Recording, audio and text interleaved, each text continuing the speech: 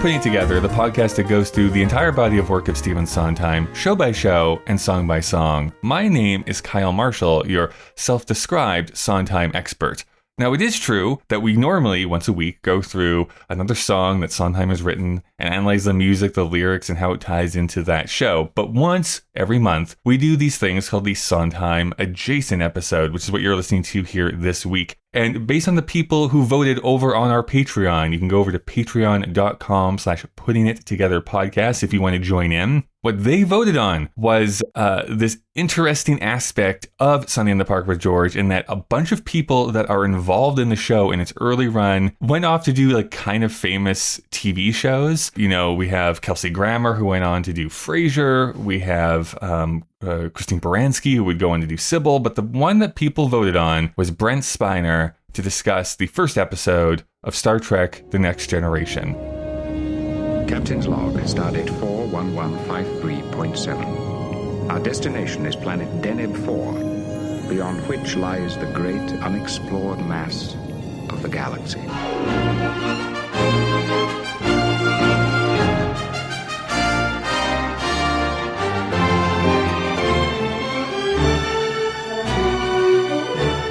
And I thought a good person to maybe invite here was Ryan Mardesich. Thanks so much for having me on. I'm really excited. Why don't we start here, though, before we jump into talking Trek talk?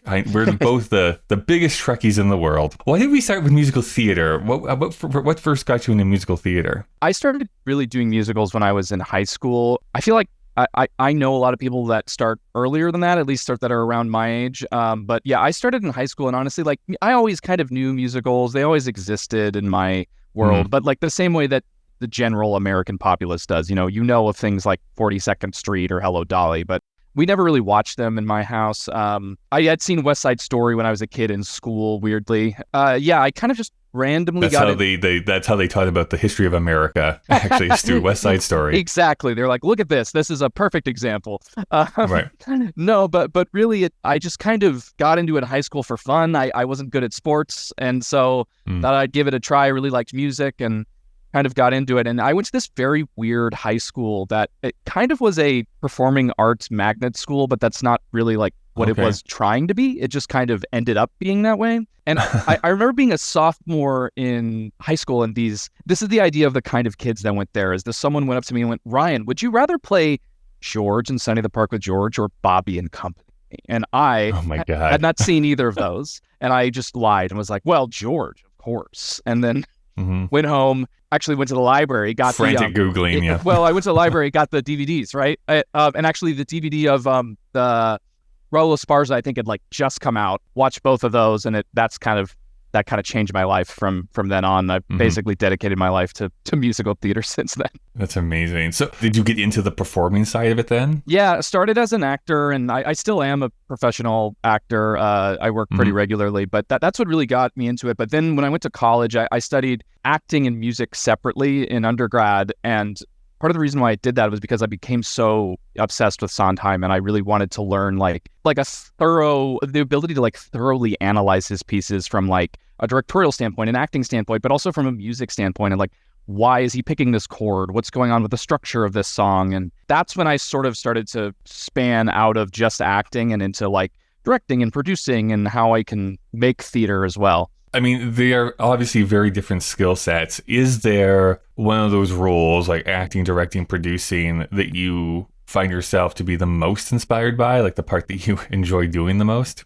I think it's between acting and directing for me. I really do love directing. I'm directing a production of Sweeney Todd, actually, fall of 2023 in Boston area. It's in Cambridge, Massachusetts, with Moonbox Productions. It's going to be a pretty cool production they have a brand new theater. It's right by Harvard. It's going to be really fun. What's the take here? Like, what's the cool take on Sweeney Todd? Yeah, it's going to be like a very Brechtian production, because the current Broadway revival like went back to kind of the Hal Prince style, big, bold. And one, we don't have the budget for that. But outside of that, I just really like the creativity of theatricality we can play with in the Brechtian kind of style. But more importantly, I really think kind of to an unfortunate level, the themes within Sweeney are very relevant today with, the corruption of the justice system and unfettered capitalism and the people having to scrape by. So that's what really spawned me, or, kind of sparked the idea for me to pitch this. But yeah, so I think it's going to be a really cool,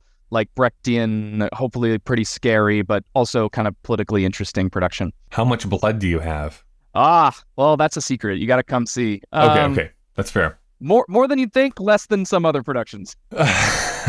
Sure. Now, because I have not seen this theater, are we talking, is this still like a proscenium, or is this a thrust stage? Like, how is it being staged? It's a really cool space that's actually going to be very flexible, so different shows can do different things. This production will be kind of like a makeshift proscenium, but, I actually wanted to do 3/4 thrust, but we found out that we can have more seats in a proscenium, and I was like, well, sure, more tickets is not always a bad thing, right? One thing that I always like to ask when people are putting on shows, like, what is the theater scene like in the Boston area? We often get over-discussed in some ways, like Broadway and New York City specifically, but there are definitely like local productions that are around where people actually are living outside of that big metropolitan area. So how about Boston? What is Boston like as far as, like live theatrical arts? Yeah, Boston's a very vibrant theater scene, and I think there's a few reasons why. But what part of the reason why I live here? I lived in New York for a while, and I grew up in San Francisco, but and that has great theater scenes as well, obviously. But what I love about Boston is that really there are 10, 15 professional theater companies that are all around doing all different kinds of work.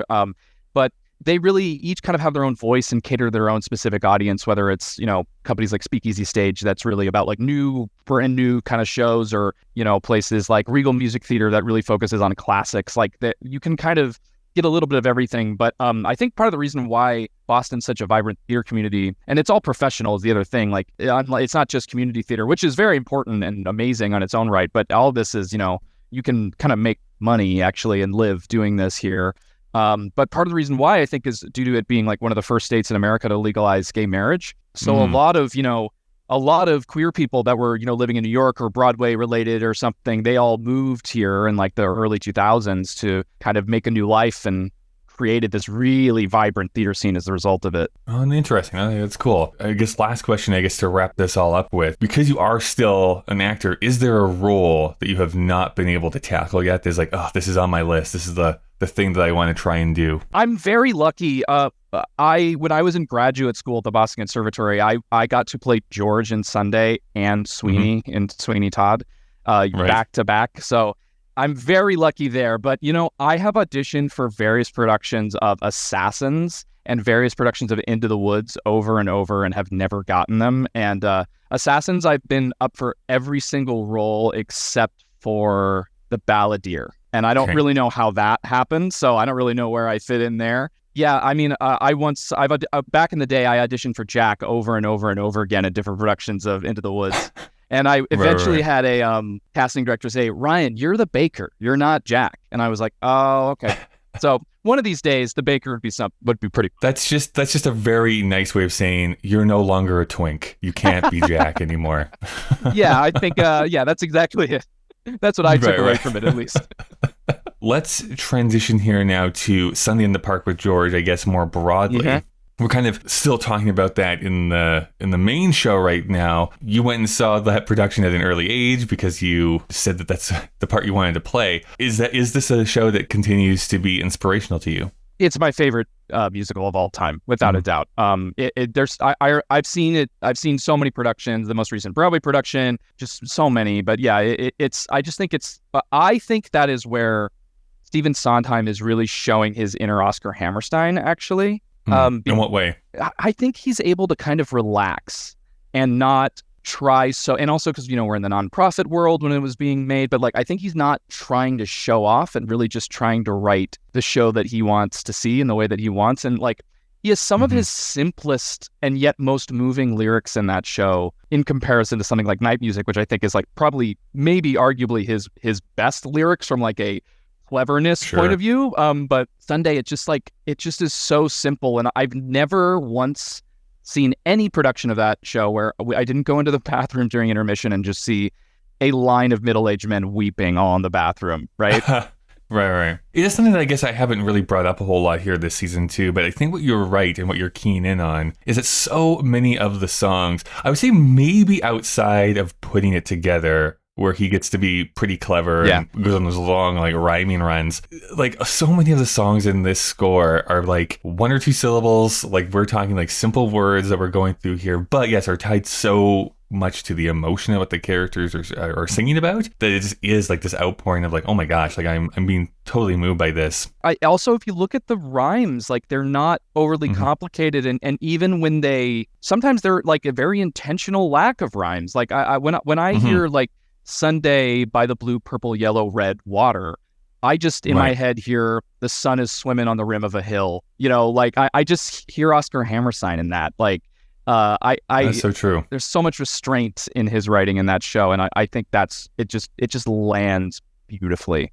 Like I said up here at the very beginning, one of the people that were part of the initial Sunday in the Park with George workshop, and then the first production at Playwrights Horizons, where essentially it was just Act 1, and then even into the Broadway cast, is Mr. Brent Spiner, who is basically very early in his acting career. I should ask, beyond Star Trek, do you have any relationship with Brent Spiner at all? I personally do not, to be honest with you.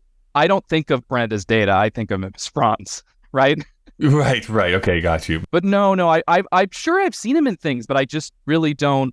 He's Franz for me, you know? I know there's a movie that I recently saw that he actually popped up for a moment. Actually, let me just open up the IMDb page. I'm looking at it right now. I know.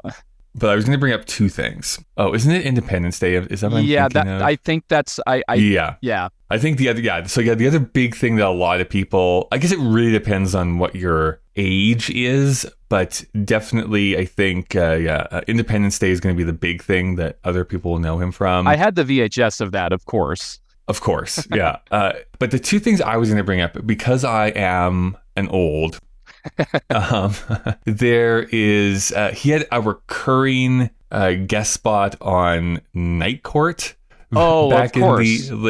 Back in the late 80s, so some people might know him from showing up on there. But the other one, this is like such a core memory to me as I was growing up, is the Disney animated show Gargoyles, which very weirdly either had recurring spots or like supporting spots of pretty much every single Next Generation actor. Like, it's so really funny. Weird, the crossover between those 2 casts. 1,000 years ago, superstition and the sword ruled. It was a time of darkness. It was a world of fear. It was the age of gargoyles. Stone by day, warriors by night.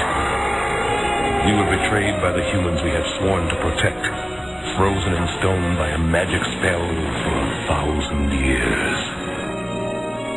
I think it really showed off his gift for mimicry and like doing different voices and stuff like that. Weirdly, Gargoyles is like a very formative show for me. I should look it up. It was basically like early to mid 90s, pretty dark for Disney standards. It was part of like the Disney afternoon. That's how I was watching these episodes. As it got more into its like, I think, second season, there was so many Shakespeare references that is really one of the reasons why I really got into Shakespeare, because like I need to know what they're talking about. So I had to like go and find like the collected works of Shakespeare and start reading them. So I was like prepped by the time I got to high school and be like, I know what this is a reference to, and like I know what Shakespeare's talking about. Brent Spiner is a part of this like journey into like literature that I was like a big fan of. That's amazing. You know, it's funny how many formative thoughts and knowledge comes from these like things you watch as a kid. Totally. Like it's such a weird way that some people get into it. It's kind of like the Sondheim thing in a way. Like sometimes some people's like first introduction is like a very roundabout way to get into just musical theater in general, and then the Sondheim specifically. Yeah. Now, how much of a Star Trek fan are you? So I can already hear everyone screaming at their headphones and right now, but I have never seen an episode of Star Trek, whether the original series or The Next Generation until this right now. And this is maybe makes it even worse. Good night, everyone. Yeah, goodbye. That's fair. I don't blame you at all. But this maybe makes it worse. I have seen the J.J. Abrams films. Oh, that's funny. But yeah, I'd never seen one. That being said, I mean, I'd say I know more than the average person that knows nothing about Star Trek. Like, I have a very passing familiarity with a lot of it, but no, I actually was really glad that you suggested this, because this is, I'm going to be honest, I didn't expect to come on your podcast and talk about Star Trek at first. I mean, we'll get into this more in like the second half, or we'll get more into this in just a moment, about how there is some crossover between theater lovers and Star Trek specifically in many different ways that we'll get to. So I don't think it's out of the question of people being like, say, either Sondheim or theater fans also being fans of Star Trek. Before we get there, I'll briefly go through this, because otherwise this becomes like this very long, drawn out, not interesting story. Growing up, definitely I was growing up at a time where The Next Generation was airing new episodes. So like I lived through the original airing of the show. One of my very good friends was like obsessed with it. He loved the show so much. Basically, I had like, I don't know, by osmosis, I like got so much information because he would watch it and reiterate the plot of the episode from the previous night to me the next day. I dipped in a few times to the show, and weirdly do remember quite vividly watching the finale of Star Trek: The Next Generation, but I was not watching it every week. Weirdly, in reruns, the original series with William Shatner and Leonard Nimoy, thank you, would air on Saturday afternoons that I actually had more familiarity with. I remember watching quite a bit of those. And the thing that I enjoyed about either version of Star Trek was that it would really, really get into the minutia of basically like a science fiction problem, right? Like, how do we encounter this world with an alien race that can never lie? Or like, how do we interact with this like problem with racism, but like within like a science fiction framework? So, like, as an adult, it's like, this is not very subtle, but like as a kid, it's like, oh, this is interesting thought experiments and that sort of thing. This might get some people mad. I think this is in part why I was never like the biggest Star Wars fan. It's not that I didn't like it. It was always Star Trek that I kept coming back to, because I just think I liked the more intellectual, I guess, Enterprise. That's what people like to say about Star Trek anyways, that it's a little bit more intellectual. But I'd only seen individual episodes. I couldn't say that I had seen everything. Every so often, I make these little challenges for myself where like, I want to know about this series, or I want to know about this thing more. So I'm going to devote like the next, 2 months just to go through the whole thing.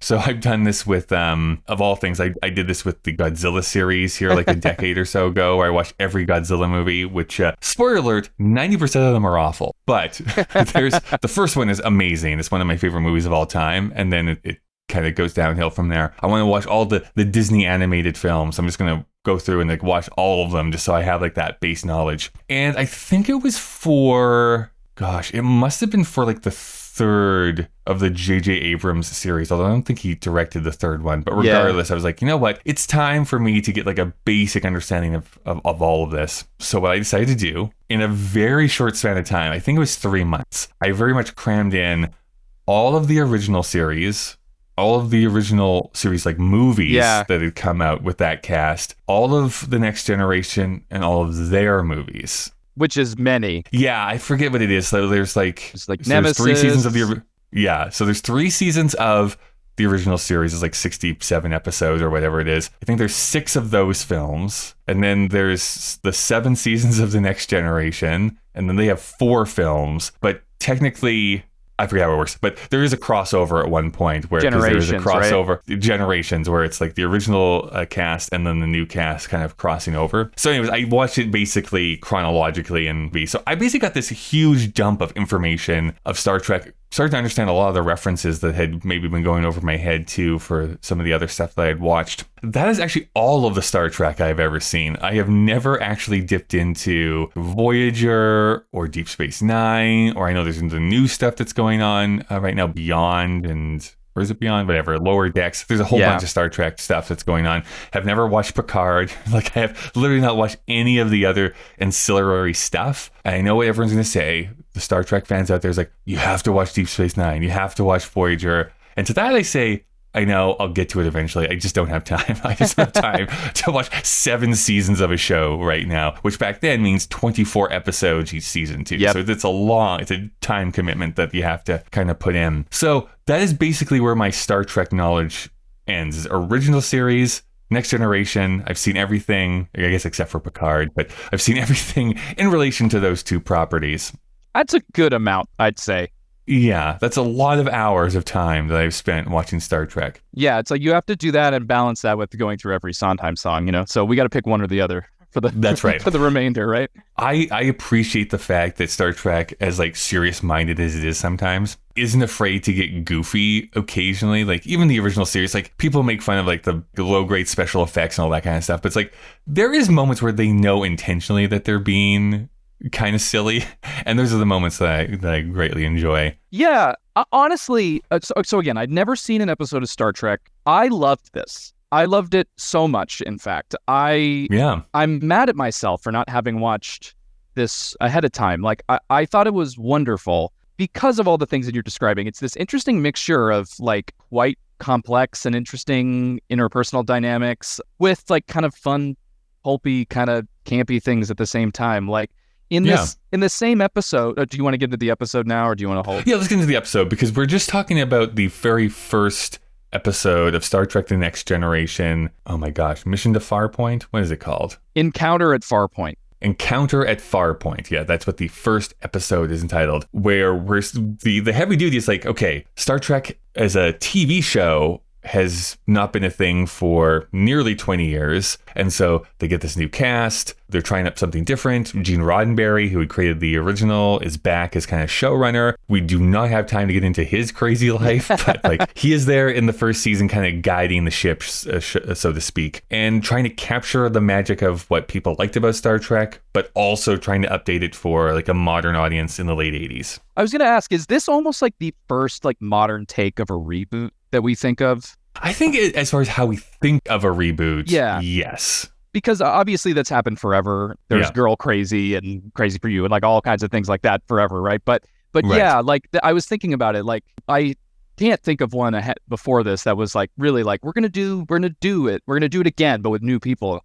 Yeah, and it was quite the gamble, right? Because I mean, you have those people who are like this diehard, like Captain Kirk, Mr. Spock fans. Like that's what we want to see. Those movies were still being made at this time, you know, like and a lot of them doing fairly well at the box office. So it's not like this is coming into a time where it's like you can't see the original cast either. Mm-hmm. Like the original cast is still doing their thing, and this is a new TV show trying to kind of recapture the magic. Now, from what I understand, and I'll even say this as someone who has seen the entire series, the first season as a whole is probably their weakest. Yeah. I think that the following seasons really figure out how they're going to differentiate themselves, and like they figured out how the different relationships between all the different characters and stuff work. But to jump into this episode, like again, this might be because I'm being clouded by what the rest of the series turns into. I agree for like the first 20, maybe even 30 minutes of this hour and a half long like opening episode. I was like, oh, I forgot how good this was. Like it started off really good as like introduced, like these are the people, dynamic camera movements, interesting characters, interesting problem that they have to like try and solve. I was actually pretty surprised that I had forgotten how gripping I had found the first episode even of the new show. It's fascinating because in this, like the first shot we have of Picard, of Patrick Stewart, he's like in this like half shadow where it's like he's like half, his face is half in darkness, half in light. That happens a couple more times throughout the episode, and it's like pretty obvious, you know, theme there of right. Oh, okay, he's a complex character, but then you know he really is like I think of Patrick Stewart as I don't know this like basically just amazing actor that everybody knows, but like seeing him in I don't know if I've actually quite seen him in a part like this, ironically, where he's kind of, you know, like I love how mean he was. To be honest with you, I found that really interesting, and because clearly he has such a heart beneath all of it, and he's so good at his job in this. Like it's fun to watch him be very commanding and clearly know exactly what orders to make. But then with how aggressive he gets with certain people and frankly how like annoyed he is with Data and like the first scene they have together, it's just like fascinating. I was like, oh wow, I feel like he came in probably maybe more than anyone else in the cast. Nothing against any of them. They are all doing wonderful, wonderful work. But he came in and like was like, I know exactly who this guy is. That's what it at least appeared to me, someone who's not seen the rest of it. Well, I think this is also like the really smart thing that they decided to do as well. I often find new reboots don't do, which is like, okay, we want to have the same world. We're saying this, whatever, a couple hundred years after the fact. I guess it's not that far. 100 years after what the original series was. So what we're going to do is we're going to have these new characters, but they're basically the same thing as what the previous characters were. They're just the same characters, but with different names. And what this series did is like, actually, no, we're not going to do that. We're going to actually have the different roles be vastly different. Because, I mean, the joke amongst Star Trek fans, and I've definitely done this too, is that if you watch the original series, what is the most hilarious thing is like, okay, well, we're here at this new planet, hostile race. Well, obviously me, the captain, the first in command, and the chief medical officer are going to be the three people who are going to go down to the planet. Like, that's the worst plan that you could think of. Yep. Your three most important people on this ship, you're just going to take down and put into mortal danger. And what happens even in this first episode and going forward is like, I'm the captain. I stay as the captain. I have to be the one who like gives the commands. I'm tough but fair. I'm not a womanizer. Like, it's literally the exact opposite of what William Shatner is in that role. And I think even Data, who is basically the Mr. Spock character that they're doing, like unfeeling technically and like trying to understand humanity, is also different than what Spock is. It's not him thinking that he's smarter than humanities. He's like, he even says, like, actually, one point in this episode, I know I'm better, but I wish I was human. Like, yeah. Because I'm a machine, right? I'm built to be the best version of what you could possibly be, but I still don't really, I want to be able to have feelings. Like, that's kind of the cool thing about the Data character that runs through the entire series. Yeah, absolutely. I've heard this described previously as, I've heard people refer to this as like the MASH effect, I believe. Whereas the TV show MASH, whenever a character left and they replaced them with almost their opposite. So I was going to actually weirdly bring this up again. I was like so afraid that this is going to make me sound so old. Huge MASH fan here. Yeah, me too. I love MASH, but it was so true. It was like they could have replaced it with the exact same character, but they intentionally didn't, and it forced the show to like think of different stories to then write to those characters. Yeah, and then when you have like Hawkeye, and well, in that case, when you have like Hawkeye being like the through line, having him play with BJ is totally different than how he plays with Trapper John and Colonel Potter versus Henry Blake. So yeah, like I was glad. I could tell. I knew that even having never seen it, I knew that Picard was the opposite of it. Just from the way they were filming him and the way it was all happening, I was like, oh, that's obviously what's happening here.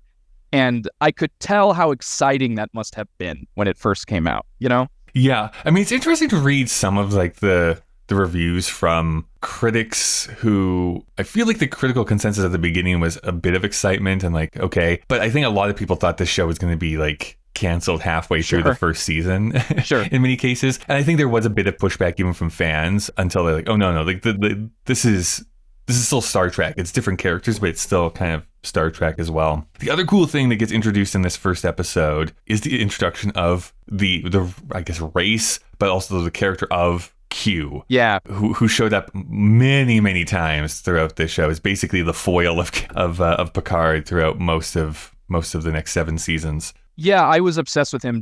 John Delancey, I believe is his name. Yes, and I actually knew his work from the series Breaking Bad. He shows up in Breaking Bad. Yeah, he's a phenomenal actor. But honestly, when I wrote the note I wrote down when he first appeared, I wrote Shakespeare Man because he's dressed as that the ship captain. Yeah. Speaking of thou arts and all of that, but then he was fantastic, and I actually also wrote down this in that first scene. Is like I almost felt like I got an Alan Alda vibe from him. Ironically, oh sure, I'm not sure why, but I think it's just because he was kind of very playful in the way he was doing that that whole opening scene, and as he went throughout, he's really interesting where he can be quite menacing, but at the same time is like it was very fun, and I really enjoyed every time he was there. Yeah, well, I think what we're basically hitting on here. I mean, you have Patrick Stewart, you have John Delancey, you have Brent Spiner. These are all theater actors who have like extensive theater backgrounds. I actually don't know some of the other people necessarily, but I think what we're mentioning here is that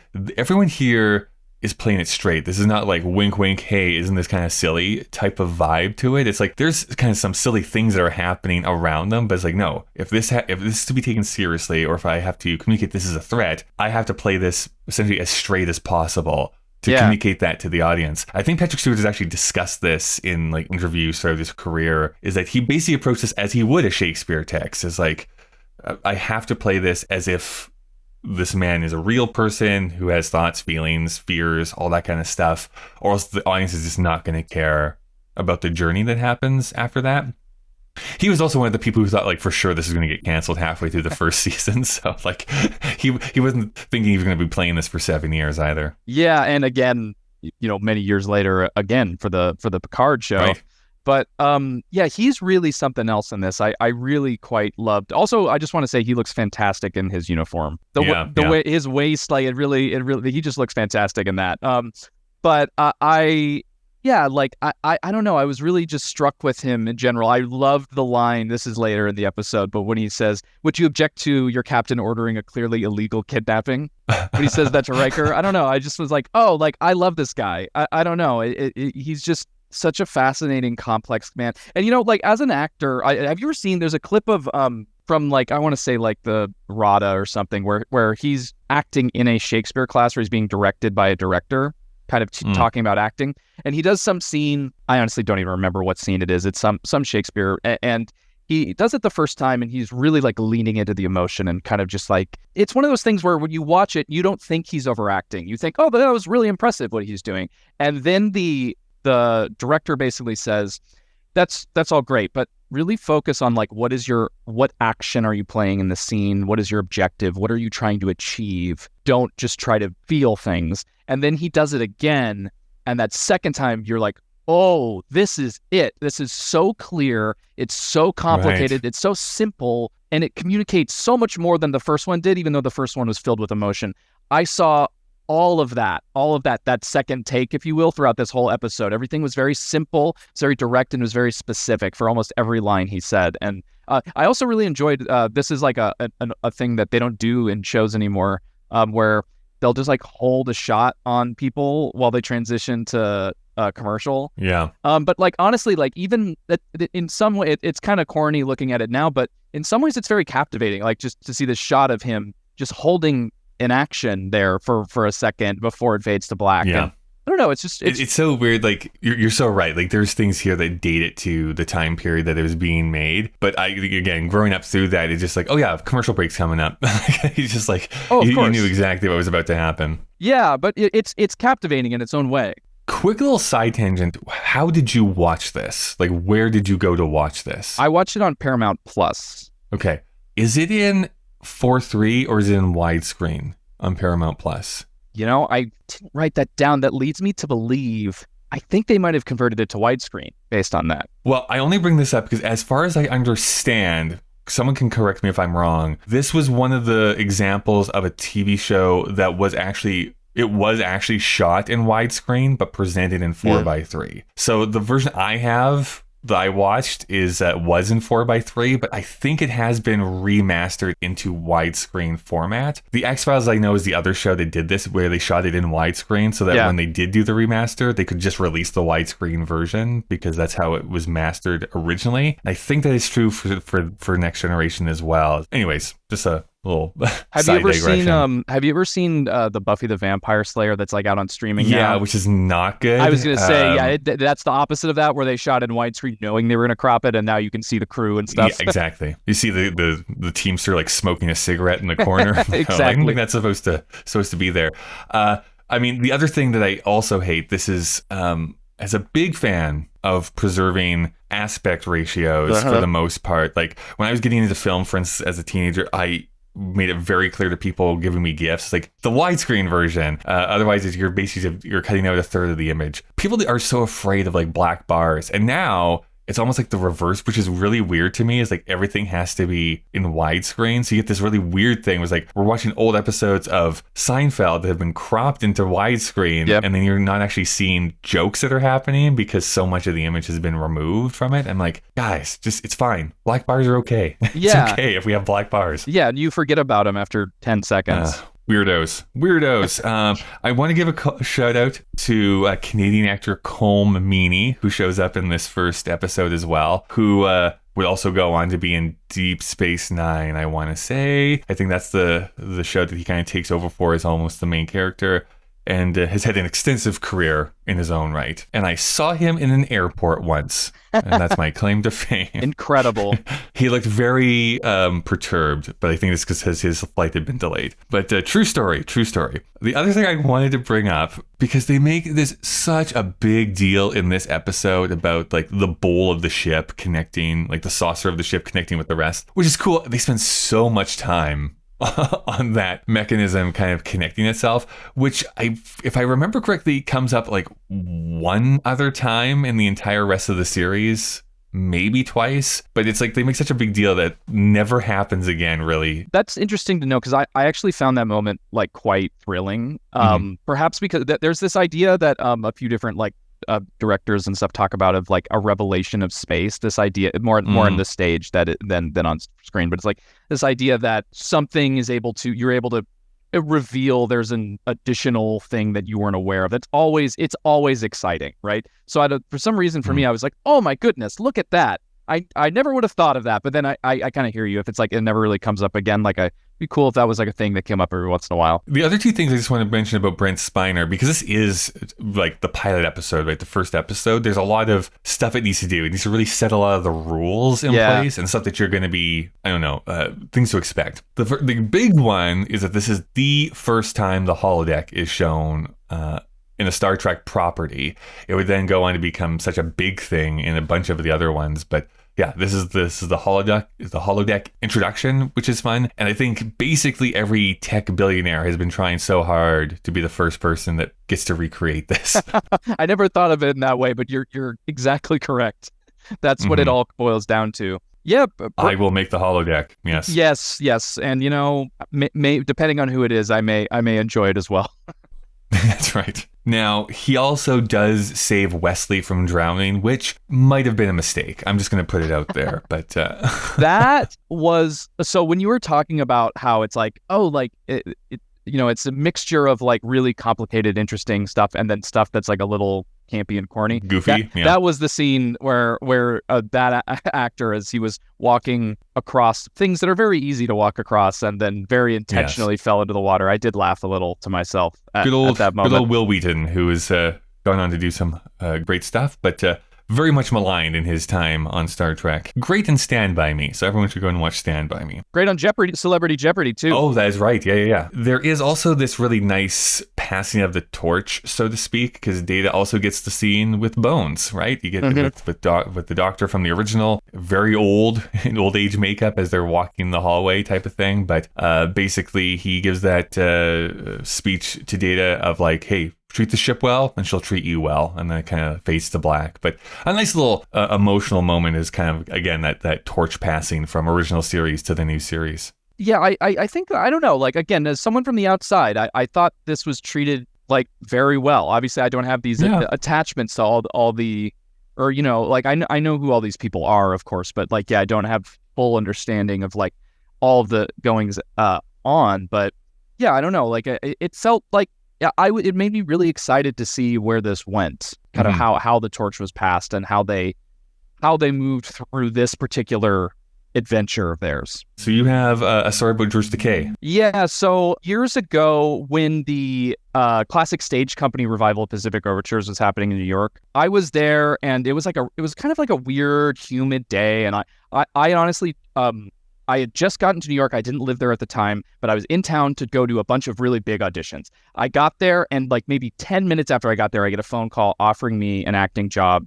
in California. And they said, you need to leave tonight. And I said, I didn't know how to organize. So anyway, I said yes. And I said, okay, great. But I'm going to see a show, so I have to leave after I see the show. And they said, that's fine. So I'm kind of like in this weird, like anxious haze and don't really know what I'm doing. And I'm walking down the street in the East Village, and this door opens like from just like a door I didn't even know was there. This door opens and a man steps out, and then I bump into the man and I look at him, and it's George Takei coming out of the stage door of Classic Stage Company. And I said, "Oh my goodness, I'm so sorry." I like almost knocked him over. He's like 80 years old, right? And I was like, "I'm so sorry," and I feel absolutely terrible. And then I turn around, and then there's a man behind me I don't see, and I knock an umbrella out of that man's hand, and it's like kind of raining. And I turn around, and that man was John Doyle. So that's when I was like, well, this might be the end of me. Great first impressions is what you're saying. Years later, I actually did a show, a production of the musical Allegiance, and George Takei was like vaguely involved with this production. He was not in this one, but he was involved. And when I actually met him there, I asked him if he remembered, and thank goodness he did not. So that's how I almost knocked over Commander Sulu. Side question about Allegiance. Mm-hmm. Do you know Stafford Arima? I know obviously who he is. I did not work with Stafford, so I was in because he directed a production. Yeah, he directed the original, and then they took that production and then rewrote some of it, tried part of it out in Los Angeles, and then rewrote a bit more, and then tried it out in Boston. And I was in that Boston production and that's the version that is like licensed out now, was that new one. Right. He's the new creative director of our local theater here in Calgary, so he's the real deal. Yeah, he's great. I've met him a couple times. As far as like the adventure goes, like you have mentioned already that you were kind of gripped by this. Was there anything specifically you wanted to say about like the points that they hit on? Well, I thought it was interesting how this particular situation they get themselves in is sort of almost just like stating the thesis of Star Trek in general, this idea of like, in this world, we will have evolved past the petty issues that we all experience now. How they literally were talking about how like how the human society was barbaric, and there was line like, when we wore costumes like that. But I thought it was an interesting, like how the thing that I think is fascinating actually about Star Trek, and I think it makes sense why theater people and specifically why Sondheim people would like this, is that it's a popular genre, right? Science fiction that, could be very fluffy and dumb. And at times is, and that's totally fine. But it has these like layers of complexity that just take it to that next level, that just make it a little different. So like, for example, it's like Gene Roddenberry has like somewhat created this, like, in some ways it's like a much more evolved, amazing world, but yet there's still things wrong with it. There's still a lot of stuff going on. Like I really noticed like when Geordi's, he couldn't wear his, I don't know what the eyepiece is called. Is there a technical name for that? Probably is, but I don't know what it is. Yeah, sure. Anyway, with Geordi's like eyepiece, he couldn't wear it without being like in total pain or having to go through like a surgery. Right. Like, again, it's like, we haven't solved everything, and like people are willing to make it's just interesting how that's like it's well, I think what Star Trek has always hit on that I think Roddenberry was interested in, as well as all the other big name writers that came on to write for the original series, as well as like this new one. Humanity can never really have a utopia. Like, they're just not made for it, which is kind of like the depressing thing. But it's like they're above money, they're above all these other things in like this new society within the Federation.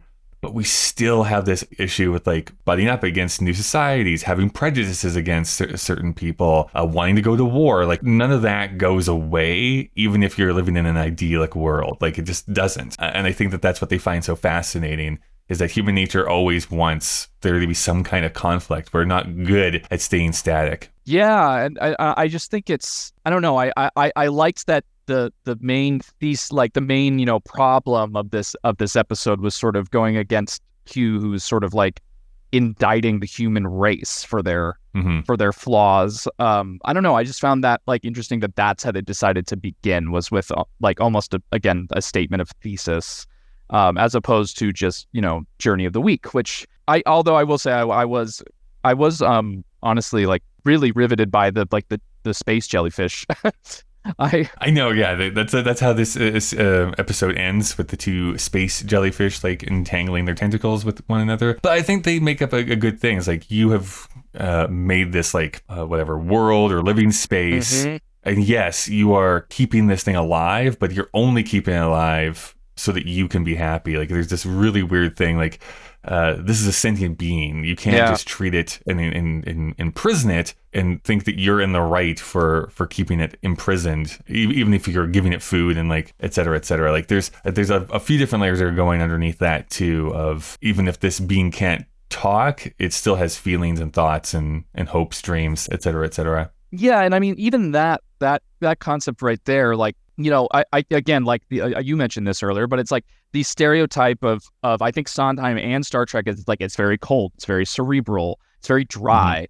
But, you know, again, that moment actually had so much heart behind it and like complexity, and it was really quite beautiful and warm when, you know, that when it rose up and kind of joined its mate, as they said, even with all that complexity behind it. It's the same thing with Sondheim. It's like, you know, there's so many beautiful, loving, amazing, warm moments that people just forget about because they're thinking of the stereotype, if you will. Yeah, I think that they're, for both of them, I think that it is easy to bounce off the surface level reading of them at times. And if you do take the time to engage with it, I think that there's a lot more, I don't know, like nourishment that you can get out of it, or there's more to it than maybe what you see on first look.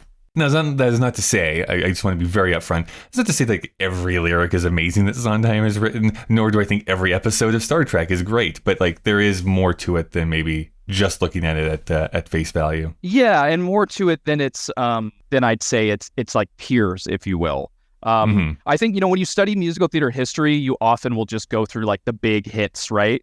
The really important things. But like, if you really want to know why those are amazing, what you got to do is find a bunch of shows that came out at the same time that you've never heard of, and then like read in those. Then you'll be like, these are terrible. Like, I see why this was so good. And like, I see. Yeah. Yeah. So like, I think that's sort of what's kind of going on here too, is you could compare this to, you know, many other, or like the original series is probably a better one, but if you compare it to so many other, I imagine, science fiction things that came out of the like 60s, you'd be like, yeah, this is pretty great in comparison to those. Yeah, I wish I could pull something out of a hat right now. I just can't think of it. But yeah, there's a reason why we still talk about Star Trek. Yeah. Even the original Star Trek, and not the 95 other science fiction shows that were on the air in the 60s. Like, it's just there is different reasons why that happens to be. So, do you think you're going to continue watching this show at all, or is this one and done for you? No, I think I need something to watch. I also really enjoy like procedurals nowadays because, you know,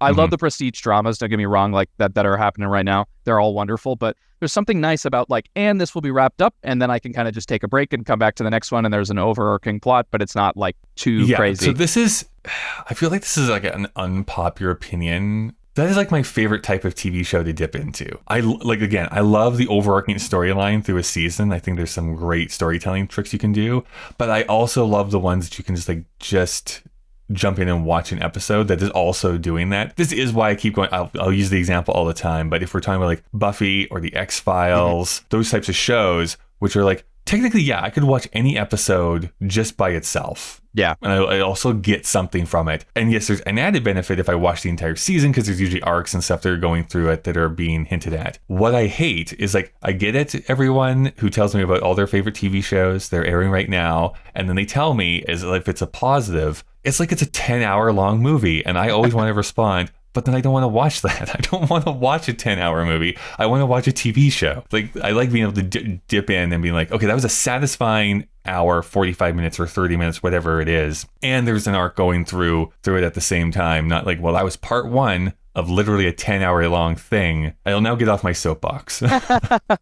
No, I agree with you. I'm definitely going to keep watching it. Although I do have to say, I'm just slightly disappointed that Frasier didn't win out here, because I'm a massive Frasier fan. Oh, sure. Seen every episode of Frasier many times. I would like to get into it at some point, because, I mean, any excuse to either watch Frasier or even like Cheers in a way is something I like to do, because those are great sitcoms that I like. Yeah. One of the funniest things of all time is the Frasier episode where they open up a restaurant. To me, I think it is one of the funniest things that has ever been put to film. Le Frères de Rue. Yeah, just the big explosion, and then Niles walks in. It's like, this is perfect comedy for me. Oh, one of my favorites as well. When they're trying to figure out the name, and they say it's just difficult enough to pronounce to keep away the riffraff. Actually, the way that Daphne kills the eel too is also like incredible. Slams it against them. Yeah. See, this is what you're missing, everyone. You should have voted for Frasier, but no, this was good. I like dipping back into Star Trek. Everyone tells me that as far as Picard goes, that the first two seasons are not very good. but Yes. the third season is worth it. And so I'm contemplating of just watching the third season then, because literally everyone has told me don't watch the first 2 seasons because it's not very good. So I might just watch this third season because it's apparently a great send-off for this TV show. I've heard the exact same thing, actually. So I think maybe I'll power through all of TNG, and then I got to jump into season 3 of Picard. You have some great episodes coming up then for you. Oh, and then there's the whole Borg stuff that was like a huge cultural zeitgeist thing for a while. But Ryan, thank you so much for coming and talking about this. If people wanted to stay in contact with you, see what you're up to, what is the easy way to do so? Yeah, you can find me on my website. That's ryanmardesich.com. That's RyanMardesich.com. That's probably the easiest way. I got social media stuff up there too. You can find. But yeah, please, if you're in the Boston area, I'd love to have you come see Sweeney Todd at Moonbox Productions, October 13th through November 5th of this year, 2023. Excellent, perfect. Thanks, Ryan. Yeah, thanks so much for having me on. Let's talk about some Sondheim next time.